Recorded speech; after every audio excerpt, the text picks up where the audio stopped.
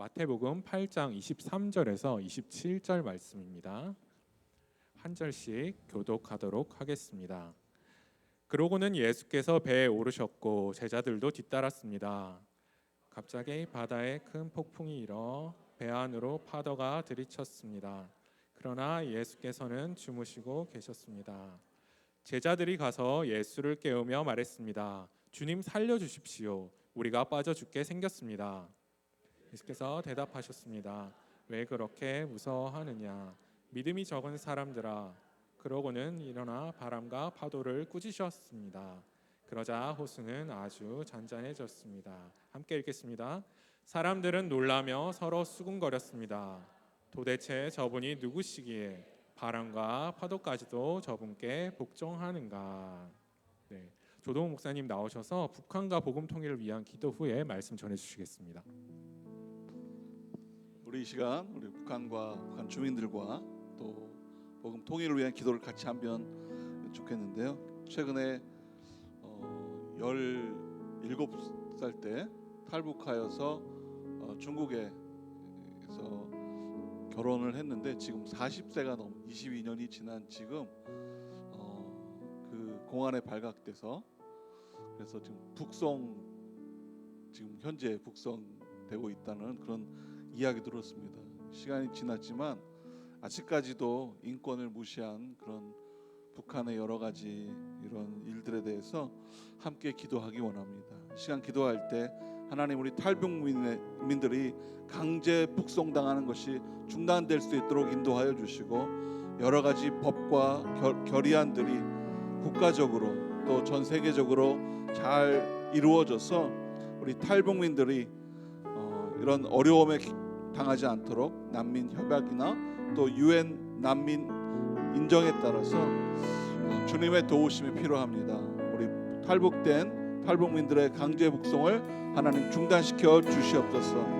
또한 그래도 감사한 것은 서울시가 현재 탈북자들을 위해서 서울시 예산을 쓰겠다고 그렇게 현재 지금 결의되고 있습니다. 지금까지는 남북 교류 협력 기금에 쏟아붓었던 돈을 탈북민들을 위해서 사용하겠습니다. 이렇게 지금 조례가 개정되고 있다고 합니다. 하나님, 이런 부분들이 잘 통과되어서 우리 북한 인권과 또 탈북민들이 정착하는 데 어려움이 없도록 하나님 역사하여 주시옵소서.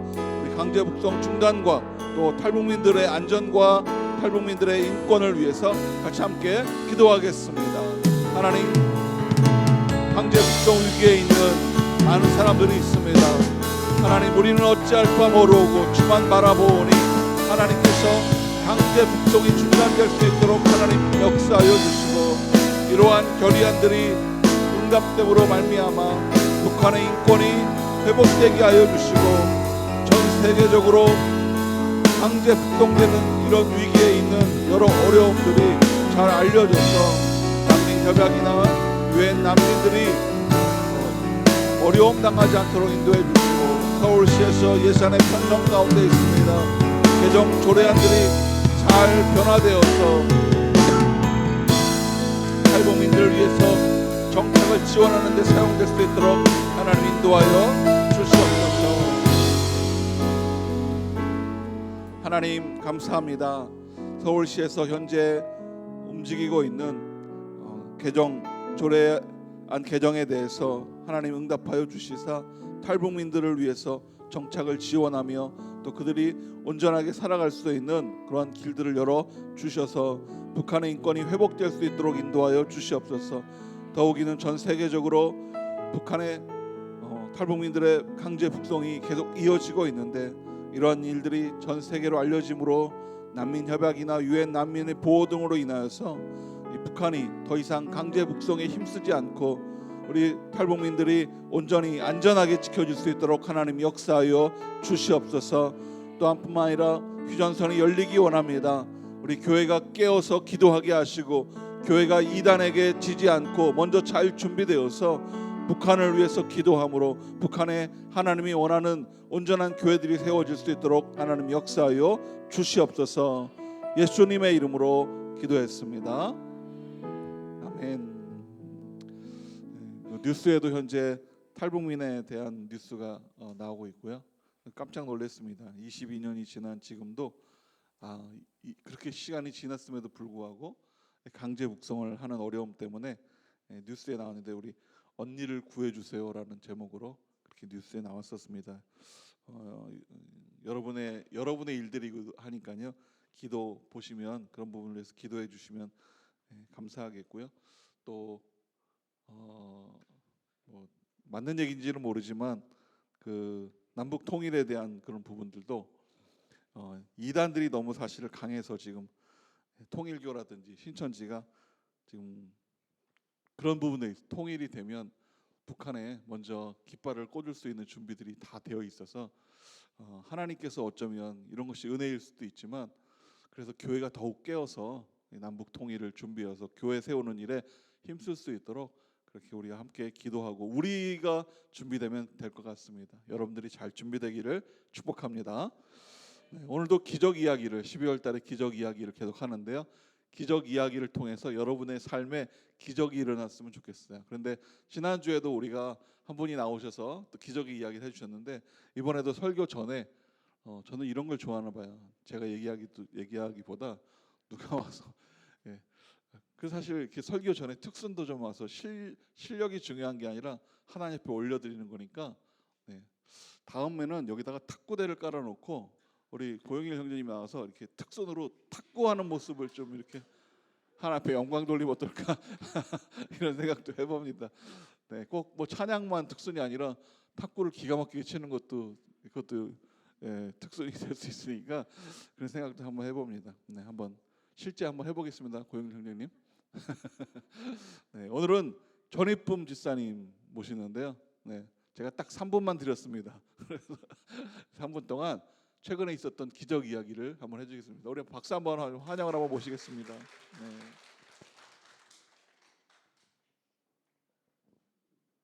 벌써 30초 지난 것 같은데요.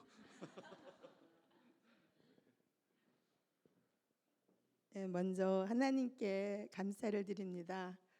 저희가 하나님께서 맡겨준 직분을 순종할 때 어떤 하나님을 만났는지 함께 나누고 싶습니다. 저희는 뭐 아시는 분들도 아시겠지만 환경이 어려운 가운데 있지만 그 강남 여성순 순장을 맡고 있는데 일단 순장으로 맡고 있는데 여러 가지로 이제 또 해야 될 일도 있고 또 물질로도 있고 해야 될 있는데 저희는 그런 사정이 못 되는 가운데 하나님께서 내 그 기도를 들으시는 하나님을 간증하고 싶은데요. 참 어려웠어요. 그래갖고 2주간 너무나도 어려운 그 순예배를 기도하고 있는 가운데 하나님께서 말씀을 딱 하나를 생각나게 해주셨어요. 티라는 거. 그래서 내가 그때는 내 발바닥에 티가 있는데 그리고 그거를 신경도 안 썼어요. 그리고 이렇게 제가 일주일에 2번 양지로 기도하러 가는데 목요일 날 그 퇴하신 목사님께서 저에게 찾아오셔서 하나님께서 자꾸 저한테 돈을 주시고 싶다고 그러시는 거예요. 그래서 제가 돈을 그렇지 않아도 우리 순식구들 대접해야 되는데 제가 좀 부족한데 하나님께서 보내주셨나 봐요. 그래갖고 그래서 돈을 받아가지고 이제 우리 순식구들을 잘 맛있게 먹이고 그때 다음에 또 어떤 권사님이 또 잔치를 베풀어 주셔갖고 이제 풍성하게 먹고는 이제 월요일 날 제가 항상 좀 목욕을 갑니다. 건강을 위해서도. 그래갖고 이제 그 티눈이 있으니까 항상 밀어요. 뭐 파기도 하고 밀기도 하고 그러는데 그것이 언제 생긴지 모르지만 10년도 넘었어요. 그리고 우리 남편이 있을 때 남편이 잘라주고 파주고 그랬었거든요. 그러는데 이제 그러고 하는데 이렇게 미는데 없어요, 티눈이. 그래서 내가 발을 잘못 착각하니까 이쪽도 없고 이쪽도 없어요. 근데 양쪽 발이 너무나 애기 발바닥 같은 거예요. 그러니까 순간 그 티라는 것이 생각났어요. 그래갖고 가서 집에 가서 마태복음 7장을 보니까 너의 눈에 티를 빼고 나와서 나의 들보를 빼라고 이렇게 하면서 그 옆에 이렇게 주석들이 새겨져 있더라고요. 그래서 내가 정말 우리 순에서 너무나 힘들고 정말 고통스럽고 기도하는 것을 하나님께 들어주셨고 하나님은 말씀하시는 하나님을 나에게 증거로 삼도록 이렇게 역사해 주셔서 그 실제로 내 몸에 증거를 주셔서 그러면서 아들에게 보여주셨어요. 그때 하나님이 살아 계시니까 그렇게 할 때 엄마 좋겠다. 그랬어요. 그래서 이렇게 하나님의 말씀과 함께 기도 함께 성인 도와서 함께 살아 계신 하나님께 영광 돌립니다. 예, 감사합니다. 예, 이렇습니다. 오늘 성경도 읽었으니까 여기서 설교를 이제 그만 네, 하고는 싶지만 네, 그래도 오늘 성경을 읽었으니까 우리의 삶에 기적이 이렇게 아주 작은 부분부터 시작되는 거예요. 도둑놈도 큰 것부터 훔치지 않습니다. 예, 바늘도둑이 소도둑 된다고 하듯이 하나님도 우리에게 기적을 작은 것부터 보여주는 어느 날 우리에게 큰 기적이 생길 줄 믿습니다. 예, 옆에 분에게 한번 이렇게 한번 얘기할까요? 기적이 당신을 기다립니다. 오늘 말씀을 들으면서 여러분들이 기적을 만났으면 좋겠습니다. 우리 다시 한번 마태복음 8장 23절이었는데요. 우리 마태복음 8장 23절 말씀을 같이 한번 읽어보겠습니다. 시작. 그리고는 예수께서 배에 오르셨고 제자들도 우리의 관심입니다. 우리는 무엇을 해야 되지? 뭐 예배도 하고 찬양도 하고 기도도 뭐 할 만큼 하는데 도대체 뭘 더 해야 되지? 근데 우리의 목표가 있고 기도가 있다면 사실 왜 기도하는가? 또 기도의 제목들도 어쩌면 이루어지지 않을 것들 같은데 우리가 소망하는 거죠. 그걸 기적이라고 이야기하죠. 그래서 우리는 기적을 따라가는 것입니다. 그런데 세상 사람처럼 요행이나 신비한 것, 뭐 어떻게 하면 좀 잘 되겠지, 잘 되지 않을까 이런 마음이 아니라 하나님이 주시는 기적을 우리가 따라가는 것입니다. 기적은 예수님을 정말 잘 순종하며 나아갈 때 우리에게 기적이 역사하는 것입니다. 기적은 우리 들으셨지만 발바닥에 티는 없어진 것, 근데 그 티는 없어진 것이 얼마나 감사하고 기적처럼 느껴졌는지 저한테 와가지고 티눈이 빠졌다고 엄청 자랑을 하셔가지고 제가 그럼 설교 전에 우리 기적의 이야기를 한번 해주세요. 그랬더니 우리에게도 그럴 수 있습니다. 우리에게도 우리가 뜻하지 않았지만 그런 기적이 일어날 수 있어요.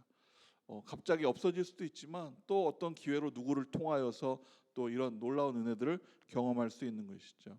기적은 정말 예수님에게는 사실은 쉬운 겁니다. 예수님은 어떤 분인가? 예수님은 누구십니까? 이렇게 묻는다면 예수님은 이렇게 대답할 수 있습니다. 예수님은 말씀입니다. 더구나 그냥 말씀일 뿐 아니라 그분은 생명입니다. 그래서 합치면 예수님은 누구십니까? 예수님은 살아있는 말씀입니다. 이렇게 이야기할 수 있어요. 예전에는 2000년 초반에는 2000년 전에 오신 예수님이 이렇게 했는데 벌써 23년이 지나가지고 2023년 전에 예수님이 이 땅에 오신 것입니다. 말씀이 육신이 되어서 오신 분이 바로 예수님이시죠. 그래서 우리가 할 일은 그 예수님을 잘 믿고 따라가면 되는 것입니다. 그런데 이런 질문도 할 수 있어요. 믿고 따라가긴 하지만 한계가 있는 것 같아요. 예수님이 눈에 보이지도 않기도 하고 어떨 때는 시험 들기도 하고 어려운 환경 속에서 예수님을 따라가는데 너무 어렵습니다. 어떻게 해야 예수님과 온전하게 하나 될 수 있을까요? 우리 이런 기도 제목을 가질 수 있겠죠. 그런데 그 답을 예수님이 주셨다는 것입니다. 예수님이 이렇게 말씀하셨어요.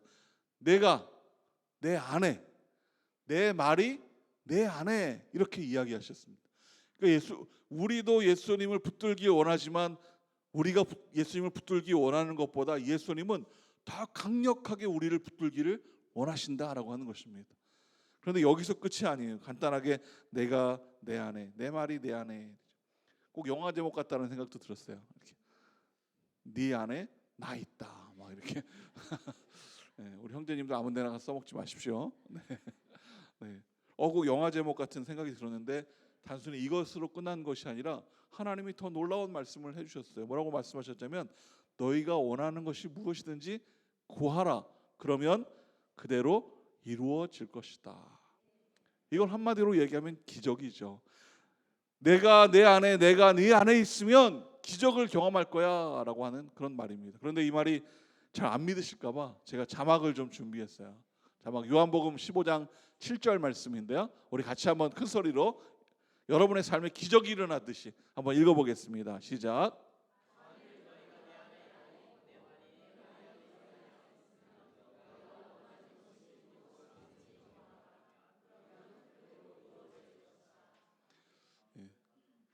하나님 예수님의 말씀이세요. 그래서 우리의 할 일은 뭐냐면요, 우리는 부지런히 예수님 안으로 들어가야 하는 것입니다. 그러면 예수님을 만나는 거예요. 여러분 예수님을 만나야 되겠죠. 어디서 만날 수 있다고요? 바로 이 성경, 여러분이 들고 다니는 이 하나님의 말씀에서 여러분이 이 안에 예수님이 계시다는 것입니다. 그래서 우리가 이 안으로 뛰어 들어가면 예수님을 만날 수 있습니다. 여러분 성경을 읽고 계십니까? 네, 아멘이 작을 줄 알았는데 네, 이렇게 작을 줄은 몰랐습니다. 네, 우리 하나 공동체가 말씀을 부지런히 읽어서 기적을 일으키기를 축복합니다. 네, 우리가 성경을 읽으면 어떻게 된다고요? 이 말이 우리 안에 들어오면, 예수님의 말씀이 우리 안에 들어오면 무엇이든지 구하라 그러면 내가 그대로 이루어 주겠다라고 말씀하는 것입니다. 우리 말씀과 멀어져 있으면서도 하나님 앞에 해주세요라는 것이 아니라 우리가 먼저 예수님을 우리 안에 넣고, 그리고 이 넣은 말씀을 통해서 말씀으로 예수님께 구할 때 예수님이 기적을 우리에게 베풀어 주시는 것입니다. 이것이 신앙적인 원리고 믿음의 원리예요. 저는 우리 하나 공동체 여러분들이 성경을 부지런히 읽어서 기적을 만들어내는 공동체 되기를 축원합니다. 기적은 우리가 생각하고 우리가 말을 만들어낼 땐 어렵지만 예수님에게는 정말 쉬운 겁니다. 예수님은 우리에게 다 이미 준비하셨다는 거죠. 이제 우리가 말씀으로 나아가 말씀을 읽으며 하나님이 어떻게 움직이시는가를 집중하다 보면 우리에게도 해결책이 생기고 우리에게도 답이 생기고 응답이 생긴다라는 것입니다. 우리의 태도가 달라지죠. 오늘 말씀의 시작도 예수님이 움직이기 시작합니다. 이렇게 시작해요. 오르셨습니다. 배에 올랐다라고 하는 것이죠. 예수님의 행동에 우리가 관심을 갖는 것입니다. 기대하게 됩니다. 배에 오르셨다. 만약에 좀 성경을 잘 모르더라도 예수님이 나타나신 곳에, 지난주에 얘기했던 것처럼 신현현했던 쌍띠 시엔시엔했던 그곳에 예수님만 나타나시면 뭔가 일이 일어난다 그러면 예수님이 지금 배에 올라가셨기 때문에 배에서 무슨 일이 벌어지겠구나 하는 기대를 우리가 할 수 있는 것이죠. 저는 우리나라 고전이죠. 책 중에 춘향전을 참 좋아합니다. 네. 춘향이를 좋아하는 게 아니라 춘향전을 좋아하는 겁니다. 제가. 네. 네. 왜 춘향전을 좋아하냐면 앞에 이야기는 그렇다 치더라도 뒤에 가면 암행어사 출두요 할 때 막 완전 반전돼서 막 뒤집어지는 내용을 보면서 그 암행어사 출두요까지 막 기다리고 있는 것입니다. 여러분 혹시 춘향전 이야기를 아세요? 이도령과 춘향이가 만나서 둘이 결혼을 약속하는 그런 가운데 이도령이 과거 시험을 보러 떠나죠. 한양으로, 지금으로 말하면 이 서울로 올라온 것입니다. 그래서 이도령은 과거 시험을 보았는데 어느 날 고향으로 내려가서 고향에 나타났는데 거지꼴이 돼서 나타난 거예요. 실제 이도령은 장원급제 1등을 해가지고 그래서 임금으로부터 그 탐관 오리들을, 아주 나쁜 그런 사또나 이런 사람들을 잡아오라는 명령을 받고, 그리고 이 나라의 명령으로 내려온 것이죠. 그래서 그렇기 때문에 복장이나 이런 데는 별로 신경 쓸 일도 없는 거고, 이 내용을 아는 저와 여러분 중에서도 내용을 아는 분들은 거짓꼴로 나타났다 그래서 별로 걱정할 게 없는 것입니다. 그런데 내용을 잘 모르는, 처음 춘향전을 읽다 보면 거짓꼴이 돼버렸네, 도대체 어떻게 된 거지 막 궁금할 수도 있겠죠. 실제 이야기 속에 보면 춘향이 엄마는 거짓꼴로 나타난 그런 이도령을 보면서 아이고 이제 우리 춘향이가 죽었네 막 이렇게 이야기를 했었습니다. 그런데 사실 반전이 일어나죠.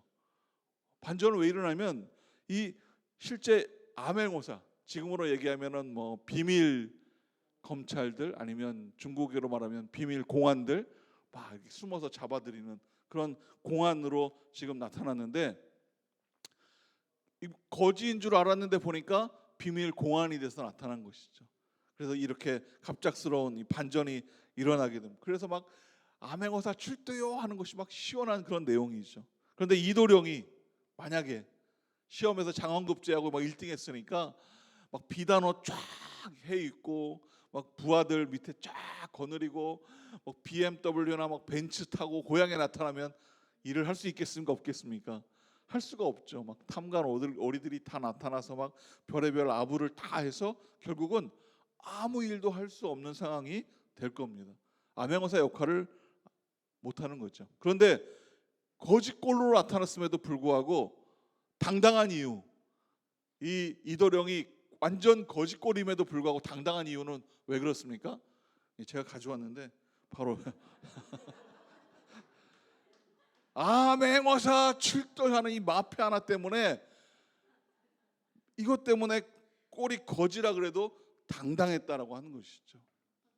근데 그래서 그러므로 말미암아 암행어사의 임무를 100점짜리 임무로 만들 수 있는 것이었어요. 그런데 이것이 단순히 이들에게만 해당되는 것이 아니라 저와 여러분에게도 똑같다라고 하는 것입니다. 저와 여러분이 가지고 있는 것이 있습니다. 천국 열쇠를 소유한 것이죠. 저와 여러분은 믿음으로 말미암아 천국 열쇠를 가지고 있는 사람이에요. 우리 옆에 분에게 한번 이야기해 보세요. 천국 열쇠 좀 보여주세요. 얘기해 주세요. 천국 열쇠 여기 있습니다. 이렇게 해서 네. 우리는 하나님을 의지하고 하나님을 살아가다 보면 우리의 형편이 어떠하든지, 우리의 사정이 어떠하든지, 내 환경이 어떠하든지 거기에 몰두하는 사람이 아니라 하나님이 주시는 이 마패와 같은 천국 열쇠를 소유하고 하나님을 만나고 말씀 안에 들어가 예수님의 이름으로 살아가는, 그래서 우리 가운데 기적이 일어나는 일을 우리가 감당할 수 있는 것입니다. 여러분, 예수님의 이름에 관심 없는 사람들이 아니라 예수님의 이름에 관심을 갖고 그렇게 살아가시기를 축복합니다. 날마다 선포하고 대적하고 물리치고, 환경도 오늘 보면 아시겠지만 환경도 결국은 다 피조물들이에요. 예수님 이름 앞에 무릎 꿇게 돼 있습니다. 그렇다면 우리가 할 수 있는 일은 예수님의 이름을 빌려서, 그것은 예수님이 십자가를 지시고 천국 가시면서 우리에게 주신 이름이, 내 이름으로 무엇을 하든지 내가 응답해 주겠다. 환경은 예수님의 이름에 무릎 꿇기 때문에 우리가 예수님의 이름을 선포하며 그 환경을 이겨낼 수 있는 것입니다. 그러면 우리가 걱정하고 근심하는 일들, 어떻게 좀 좋게 됐으면 좋겠는데 하는 생각보다 예수님으로 인하여서 더 크고 놀라운 기대를 예수님 우리에게 선물로 주시는 것입니다. 그런데 우리의 마음이 세상을 향해 있고 세상에 관심을 갖고 세상처럼 살기를 원하고 또 막 세상에 뭔가 큰 소리 쳐야 뭔가 막 해결되는 듯한 그런 우리가 걱정 가운데 살고 있다면 천국 열쇠는 우리 손에서 어느 순간에 사라져 버리는 것입니다.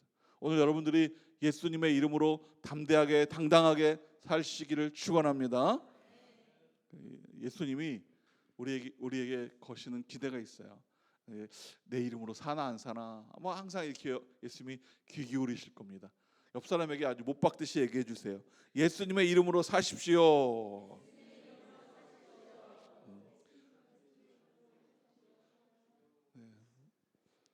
저한테 한번 얘기해 보세요. 제가 얘기할 테니까. 말만 하지 않겠습니다.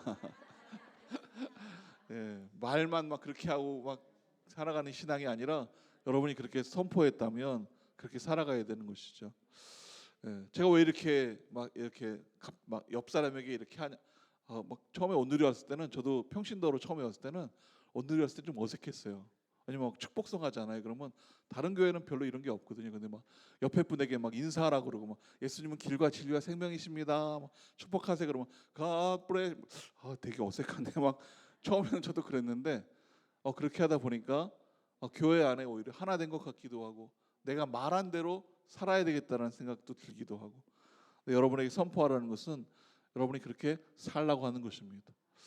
어떤 분이 그렇게 얘기하시더라고요. 막 하나님의 말씀을 이렇습니다. 막 성도님들이 아멘 아멘 막 이렇게 얘기하셔서, 그래서 이제 예배 끝나고 가서 이제 그렇게 살 거냐고 그랬더니 그렇게 사는 거는 좀 고민해야 되겠다는 것이에요. 그래서 그 목사님이 아니 아까 아멘하지 않았냐고 그랬더니 아까 아멘한 것은 하나님의 말씀이 맞다는 아멘이지 그렇게 살겠다는 내용이 아멘이 아니다, 이렇게 얘기하셨다고. 그래서 좀 당황했다는 얘기도 들었는데요. 우리의 아멘은 그렇게 살겠습니다 하는 아멘이에요. 여러분, 예수님을 기대하심으로 여러분의 삶에 기적이 넘치기를 축원합니다. 그런데 오늘 정말 감사하게 제자들의 태도를 보면서도 우리가 배울 것이 있어요. 오늘 기적이 일어나는 이 상황 속에 제자들이 등장하는데 오늘 성경을 읽으면서 제자들이 그래도 마음에 들었어요. 우리 한번 볼 텐데 먼저 24절 드디어 일이 벌어지기 시작하죠. 24절 말씀을 같이 한번 읽어보겠습니다. 시작.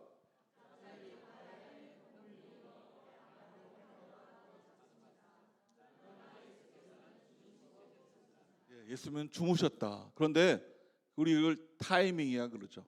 타이밍은 내가 만드는 것이 아니라 하나님이 우리에게 주시는 기회예요. 그래서 영적 타이밍을 잘 분별할 수 있어야 됩니다. 어느 순간에 해야 되는지. 그래서 그 타이밍을 기도하며 나아갈 때 하나님이 늘 동행하시고 함께 할 수도 있는 것이죠. 내가 기도하지 않고 하나님의 이름으로 살지 않으면 이러한 영적 타이밍을 잃어버릴 때가 많습니다. 내가 하다가 없어지고 내가 하다가 망가지고, 그리고 원망은 누구한테요? 원망은 하나님 앞에 해들. 왜 이게 안 됩니까? 이렇게 하지만 하나님은 이미 우리에게 영적 타이밍을 다 주셨습니다. 그게 오늘 시작되는 갑자기라는 단어예요. 갑자기, 영적 타이밍이죠. 그런데 실제 이 본문에, 이 원문에, 헬라어 원문에는 갑자기라는 단어가 원래는 없습니다. 헬라어에는. 근데 아마도 이 우리말 성경을, 그래서 개역 버전이나 다른 성경 버전을 보면 갑자기라는 말은 없습니다. 근데 우리말 성경을 번역하시는 아마 교수님 번역하셨던 분이 바다의 상황에 맞게 번역하다 보니까 이 갑자기가 들어온 것이죠. 아무 일도 없었던 바다에 무언가 일이, 생각지도 못한 일이 생겨버리는, 생각지도 못한 파도가 쳐버리니까 이 우리말로 갑자기라는 이 단어를 썼습니다. 그런데 바다에만 이런 일이 벌어지는 것이 아니라 저와 여러분의 삶에도 이런 일이 벌어지죠. 갑자기, 어느 날 갑자기 생각지도 못했는데 정말 마음에 힘든 일이 생길 수도 있고요. 또 어느 날 갑자기 좋은 일이 생길 수도 있겠죠. 그래서 우리 안에 이 갑자기라는 말 해석. 근데 이게 좀 아마 이 파도가 지금 막 치고 있는 상황에서 아무리 갑자기라 할지라도 뱃사람이었던 제자들에게는 좀 우스운 이야기일 수 있을 거예요. 실제 이 제자들은 어떤 사람입니까? 대부분이 다 뱃사람입니다. 안드레나 뭐 베드로나 그 밖에 몇몇은 뱃사람이기 때문에 이 갈릴리 바다는 이 제자들의 놀이터 같은 곳이에요. 파도가 치면 뭘 해야 될 줄 알고, 어느 지점에 가면 어떤 파도가 치고 어느 상황에서 조심해야 되고 다 이미 알고 있는 이 갈릴리 바다의 아주 우수한 뱃사람들이죠. 아마 베드로가 이렇게 얘기했지 않았을까 상상도 해봤습니다. 예수님이 뭘 알겠어? 우리끼리 알아서 하자고.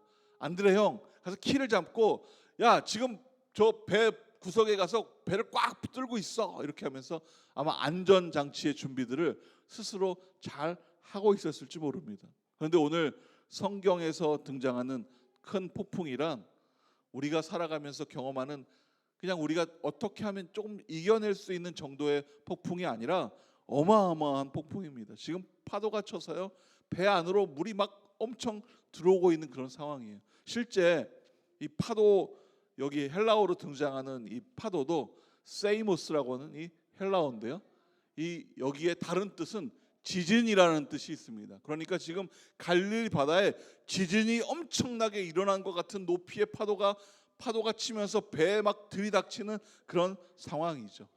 이때 정답을 찾아가야 되는데 제자들이 정답을 찾아갔다는 것입니다. 여러분이 생각지도 못한 그러한 일들이 있다면, 어떻게 대응할 수 없는, 어떻게 할 수도 없는 일이 있다면 첫 번째 정답은 예수님을 찾아가는 것입니다. 제자들이 예수님을 찾아갔다는 것이 아주 잘된 선택이었습니다.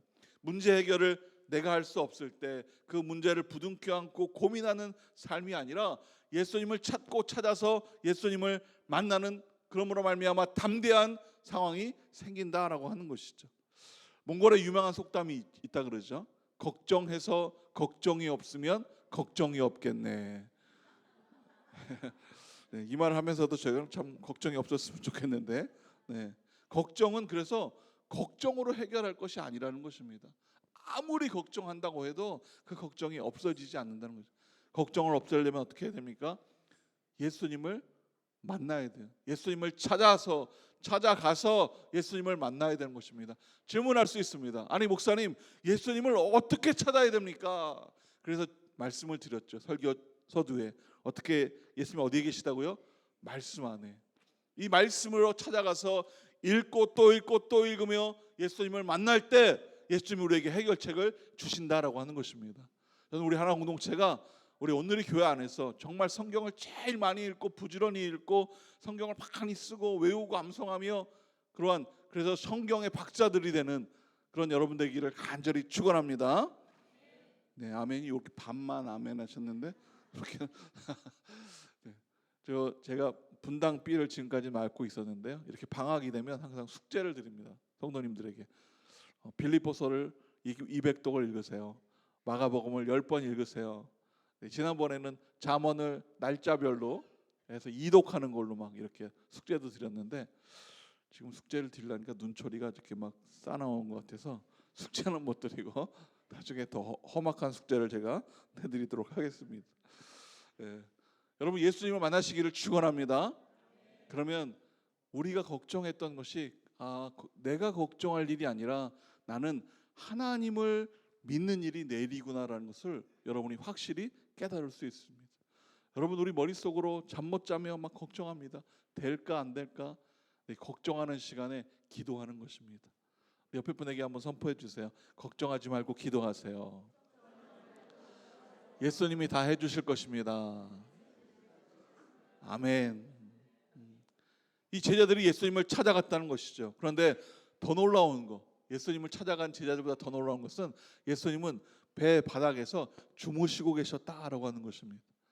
우리와의 차이죠. 우리는 걱정이 찾아오면 마음속에 걱정으로 난리법석을 치지만 예수님은 어떠한 상황에서도 예수님은 평강하시다. 왜 그러냐면 하나님이 주시는 비전을 예수님은 가지고 있기 때문에 그래요. 내가 무엇을 할지를 알기 때문에 무엇으로 나가야 될지 알기 때문에 예수님은 전혀 미동하지 않는다. 그런데 우리 인간은 어떻습니까? 자존심을 세워야 되고요. 관심 받기를 원해야 되고요. 누구에게 막 박수를 받아야 되고 오히려 그런 것에 죽느냐 사느냐 목숨을 걸죠. 네.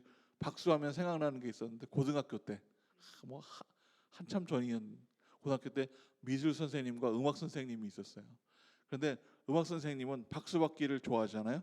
그래가지고 우리 학생들이 이제 이렇게 앉아 있다가 음악 선생님이 지나갈 때 막 박수를 치면 막 이렇게 막 손을 올리고 막 박수 안 치면 혼나요. 그래가지고 막 음악 선생님 지나갈 때 막 박수를 치는데, 근데 미술 선생님은 반대시더라고요. 미술 선생님이 막 지나가시는데 우리가 박수 치면 막 몽둥이 들고 쫓아서 때리고 막 하시는 거죠. 그래서 이게 좀 틀리구나 막 이런 것도 그때 한번 박수 체험도 했는데 우리의 삶이 그러지 않나 싶어요. 누군가에게 관심을 받고 박수를 받고 자존심을 세워야 되고 큰 소리로 싸워서 이겨내야 되는 그런 상황으로 우리는 삶을 살고 있다면 우리는 환경에 지고 있는 사람들입니다. 여러분 그런 것에 신경 쓰는, 그런 것에 죽느냐 사느냐가 아니라 예수님을 붙들고 살면서 예수님을 붙잡느냐 안 붙잡느냐 가지고 목숨 거는 여러분 되기를 소망합니다. 여러분이 좋아하는 말씀이죠. 잠언 16장 9절에 이런 말씀이 있죠. 사람이 마음으로 자기의 길을 계획할지라도 그의 걸음을 인도하시는 분은 누구시다? 하나님 여호와시다라고 잠언에도 기록하고 있어요. 예수님은 폭풍 속에서도 하나님 앞에 집중하기 때문에 그는 사명에게 관심이 있지 파도에는 전혀 두렵지 않음을 예수님은 주무시고 계셨다는 것에서 알 수 있죠. 다른 성경에도 그런 내용이 있는데요. 창세기에 보면 아브라함이 이삭을 죽이는 일이 나오죠. 하나님께서 독생자 이삭을 바쳐라 그러니까 모리아 산으로 그걸 끌고 가서 이삭을 묻고 그리고 제단에 올리고 그리고 이삭에게 칼을 목에 탁 들이대는 순간입니다.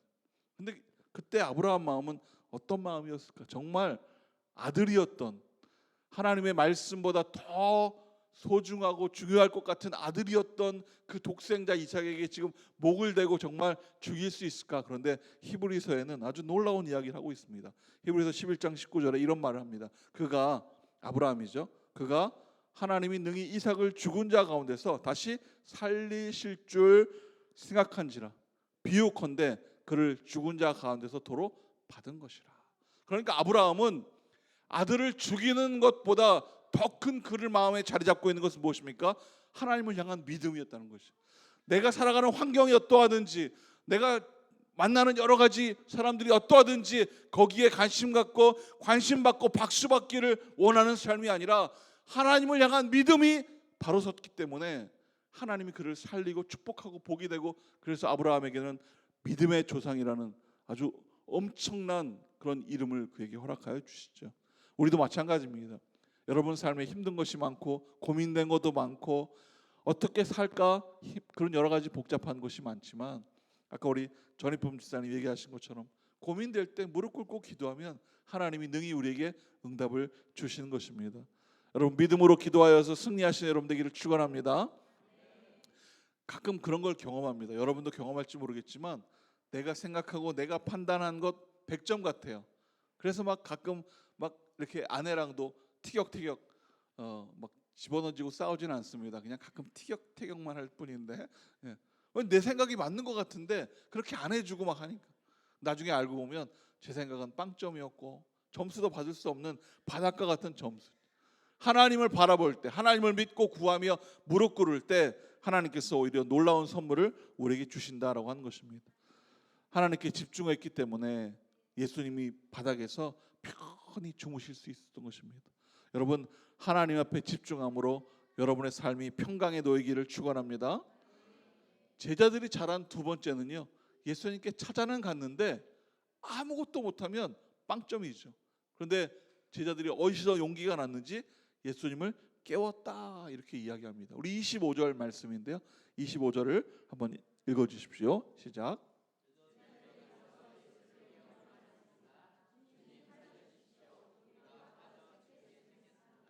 제일 중요한 단어는 깨우며라는 단어죠. 깊숙이 주무셨다가 지금 일어나는 그런 모양새입니다. 아주 진짜 주무신 것이죠. 폭풍이 치고 있는데 주무시는 거예요. 근데 너무 감사한 것은 이런 부분이죠.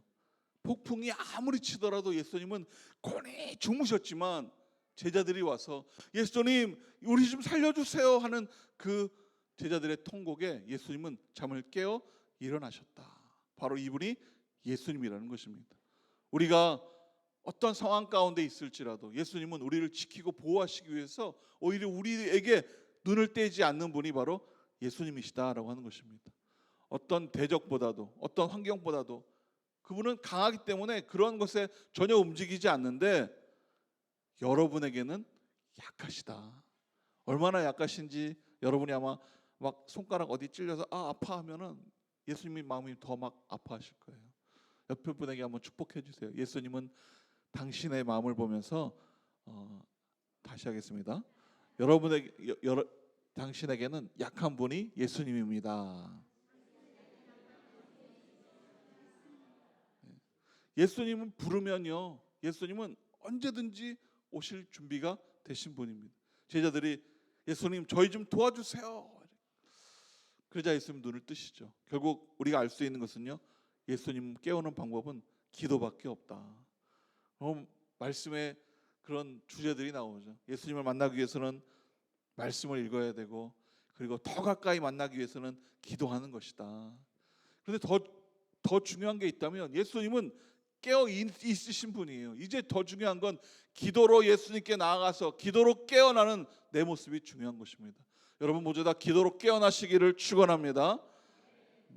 이게 맞느냐 틀리느냐 그것이 중요한 것이 아니라 내가 지금 예수님 앞에 섰느냐가 중요한 것이에요. 그때 예수님은 우리에게 도움을 주시는 것입니다. 여기 26절 말씀인데요, 예수님을 어렵게 깨웠는데 예수님이 그 두려움 속에서 그 피조물들을 이기는 모습을 볼 수 있습니다. 26절 한번 읽어주세요.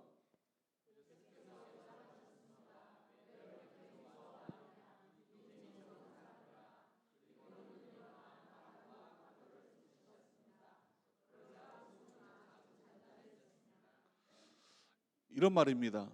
왜 그렇게 무서워하느냐? 믿음이 적은 사람들아. 이건 무슨 뜻이냐? 다른 말로 바꾼다면 왜 주도권을 네가 가지고 있느냐라고 하는 것입니다.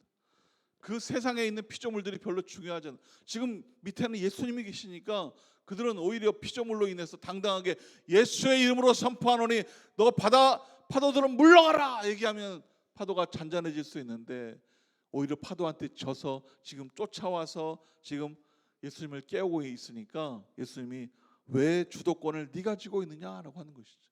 여러분, 예수님 앞에 기도하지 않고 시작하는 것은 다 빵점이에요.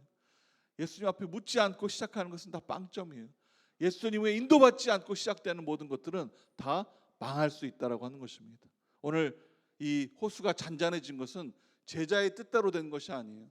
예수님이 소망하고 원하는 예수님의 바라심대로 되는 것이죠. 제자들이 예수님을 찾아가면서 예수님을 찾아가면 바다가 잔잔해질 거야 이렇게 생각하지 않았을 것입니다. 어떻게든 예수님을 좀 깨우면 뭔가 하지 않을까, 우리 살아날 수 있을지도 몰라, 이런 마음으로만 깨웠지 파도가 잔잔해지고 바람이 그치는 이런 마음이 전혀 들지 않았다. 그런데 놀랍게도 파도가 바람이 잔잔해졌다라고 하는 것이죠. 이걸 성경은 이렇게 이야기하고 있지만 신학적으로 풀면, 신학적으로는 예수님은 사람을 치유하고 고치시고 우리의 인간적인 그런 안진뱅이를 막 일으키는 인간들만 대적하는 것이 아니라 이 땅에 있는 모든 피조물들을 예수님이 손에 쥐고 계시는, 그래서 이 피조물의 주인이시는, 피조물을 다스리고 있는 하나님이라는 것을 입증하는 그런 기적의 내용이기도 합니다. 자연은 하나님의 말씀을 잘 순종하더라. 제일 말 안 듣는 건 누굽니까? 인간이라고요? 한번 따라하겠습니다. 나. 제일 말 안 듣는 게 보니까 나더라. 옆에 분에게 한번 이야기해 주세요. 제발 예수님 말 좀 들으세요.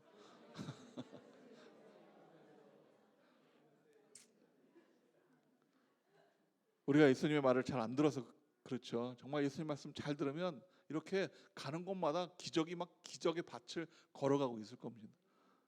그런 면에서 저도 늘 회개하지만 여러분도 예수님 말씀 잘 들어서 제가 설교하는 것보다 여기 나와서 막 간증하기, 그래서 설교 시간 한 5분, 3분 막 이 정도 될 정도로 여러분의 기적이 넘치기를 축원합니다.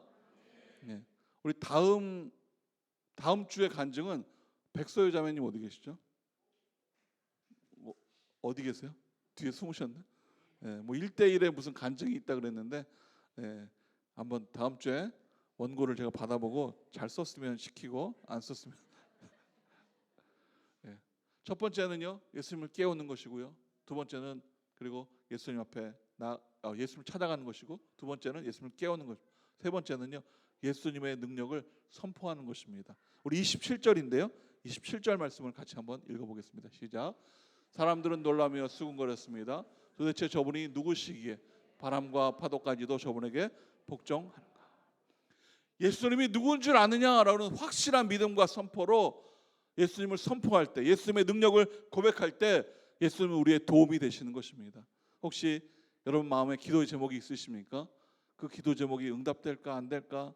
이런 건 안 될 거야. 여러분이 혹시 이렇게 치르지 않습니까? 박스에서 이렇게 집어넣어서 꺼내서 이건 되겠다, 이건 안 되겠다. 여러분이 상자 안에 집어넣었던 모든 기도 제목은 100% 응답될 줄 믿습니다. 중요한 건 뭐예요? 이분이 어떤 분이시길래 저 파도와 호수에 있는 바람까지도 잔잔해지느냐라고는 고백을 하는 것입니다. 상황에 부딪힐 때 예수님을 찾고 예수님을 깨우며 또한 예수님을 이렇게 선포할 때, 예수님이 누구신지 알고 예수님 앞에 온전히 나아갈 때 우리가 생각하는 것보다 놀라운 은혜들을 경험할 수 있는 것입니다. 한번 저를 따라해 주십시오. 기적은 내 생각대로 되는 것이 아니라 예수님의 인도하심을 받는 것이 기적입니다. 여러분 모두가 용서하고 사랑하고 또한 헌신함으로 주님을 찾고 또 주님을 깨울 때 예수님의 능력이 여러분의 삶에 기적처럼 넘치기를 축원합니다. 우리 시간 함께 기도하겠습니다. 하나님, 내 마음속에 있는 모든 고민과 어려움, 또 내 마음속에 있는 여러 가지 생각들 하나님 기적처럼 응답하여 주시고 하나님의 살아계심을 내 삶에 온전히 드러내 주시옵소서. 하나님은 만왕의 왕이시요 나를 보호하시는 분이요 독수리의 날개 같은 분이십니다. 하나님 보호하여 주시사 내 삶에 기적이 넘치게 하여 주시고 예수님으로 말미암아 풍성하며 믿음이 담대해지는 믿음의 삶을 살아갈 수 있도록 인도하여 주시옵소서. 우리 주여 한번 외치고 함께 기도하겠습니다. 주여, 예수님 감사합니다. 하나님 감사합니다. 우리에게 하나님 날마다 주의 기적을 도와여 주시고 하나님 주님이 주신 놀라운 은혜와 하나님의 풍성함을 도와여 주시니 감사합니다. 주님 역사하여 주십시오. 주님 인도하여 주시옵소서. 주님 충만하게 하여 주시고 우리의 믿음으로 말미암아 날마다 승리하는 삶을 살아갈 수 있도록 주님 역사하여 주시옵소서. 하나님의 은혜가 우리 가운데 역사할 때 우리 하나님 앞에 매달립니다. 하나님을 바라봅니다. 하나님을 찾아가고 깨우고 주님을 소망할 때 주여 응답하여 주시고 주님 역사하여 주시옵소서. 하나님 인도하여 주시고 하나님 기름 부어 주시옵소서. 충만케 하여 주시옵소서. 하나님 감사합니다. 우리는 연약하고 부족하지만 예수님이 계시기에 예수님을 찾고 예수님을 깨우며 예수님의 능력을 선포할 때 그 능력이 내 능력이 되고 주님이 주시는 기적을 선물처럼 받을 줄 믿습니다. 주님 동행하여 주시고 역사하여 주시옵소서. 예수님의 이름으로 기도했습니다. 아멘. 우리 하나님께 한번 감사하겠습니다.